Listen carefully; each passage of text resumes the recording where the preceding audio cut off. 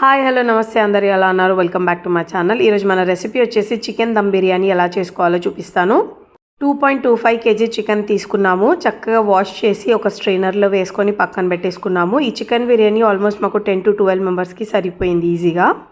సన్నగా కట్ చేసిన ఆనియన్స్ని ఈ విధంగా డీప్ ఫ్రై చేసుకోవాలి. ఇవి చాలా ఇంపార్టెంట్. మన బిర్యానీలో ఎక్స్ట్రా టేస్ట్ అనేది వీటి నుండి వస్తుంది.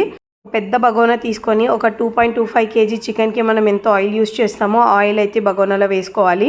సాబుత్ మసాలాలు ఏవైతే ఉన్నాయో ఇప్పుడు ఆయిల్లో వేసేసుకుందాము. కొంచెం బీట్ చేసుకున్న 600 grams వరకు కర్డ్ కూడా యాడ్ చేసేసుకోండి.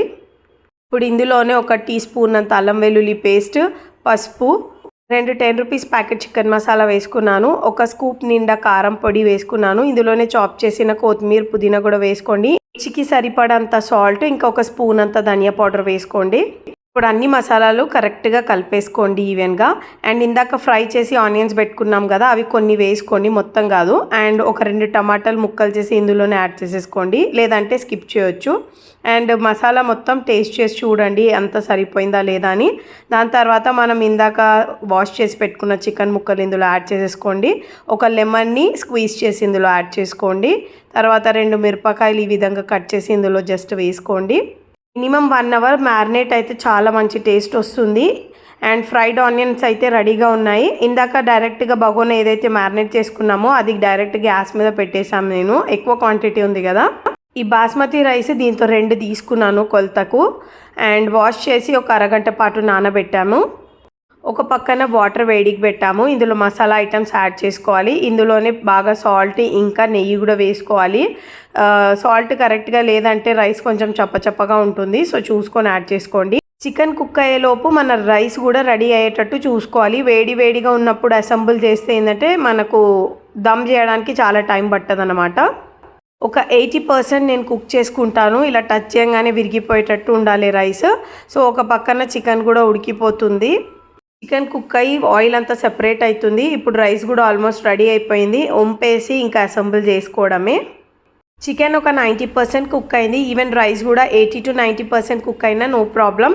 ఇప్పుడు లేయరింగ్ చేసుకుంటూ పైన ఫ్రైడ్ ఆనియన్స్ వేసుకుంటూ నెయ్యి ఈవెన్గా ఒక అన్ని కార్నర్స్లో వేసేసుకొని దానిపైన కొత్తిమీర, పుదీనా వేసుకుంటూ బిర్యానీ మసాలా ఈవెన్గా స్ప్రెడ్ చేసుకుంటూ లేయరింగ్ చేసుకోండి. సో ఇదే విధంగా 2 లేయరింగ్స్ మేము చేసాము.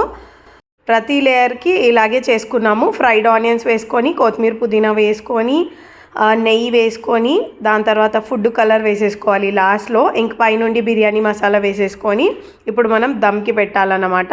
మందంగా ఉన్న ఒక పెంక పెట్టి హై ఫ్లేమ్లో వేడి చేసుకోండి. దాని తర్వాత లో చేసేసి బగోనా పెట్టేసేయండి. దానికి గోధుమ పిండి అప్లై చేసేసి ప్లేట్ చక్కగా మూత పెట్టి ప్రెషర్గా ఏదైనా బరువు పెట్టండి. ఇది ఒక 10 to 15 minutes లో ఫ్లేమ్లో పెట్టేస్తే సరిపోతుంది. మన దమ్ బిర్యానీ అయితే రెడీ. ప్లెయిన్ రైస్ని మసాలాని ఎక్కువ కలపకండి, అస్సలు బాగుండదు. సో మెల్లమెల్లగా లేయర్ లాగా వేసుకోవాలి. చికెన్ అయితే పర్ఫెక్ట్గా కుక్ అయింది. టేస్ట్ అంతా బాగుంది. బట్ నేను ఫ్రాంక్గా చెప్తాను, కొంచెం స్పైస్ అనేది నాకు ఎక్కువ అనిపించింది. ఎందుకంటే మనం రైస్ కుక్ చేసేటప్పుడు ఆ డ్రై మసాలాలు వేసుకుంటున్నాము. మ్యారినేషన్లో 2 ప్యాకెట్ మసాలా వేసాము, కారం వేసాము. సో అది కొంచెం బ్యాలెన్స్ చేసుకుంటే పర్ఫెక్ట్గా ఉంటుంది దమ్ బిర్యానీ. నేను ప్రాసెస్ చూపించింది మొత్తం సేమ్. సో మీరు కూడా సేమ్ ట్రై చేయండి, బట్ కొంచెం స్పైసెస్ చూసుకొని వేసుకోండి. ఓవరాల్గా నా రివ్యూ కూడా ఇచ్చేసాను. హోప్ మీ అందరికీ వీడియో అయితే నచ్చింది అనుకుంటున్నా. వీడియో నచ్చితే లైక్ చేయండి, షేర్ చేయండి. Thank you so much for watching.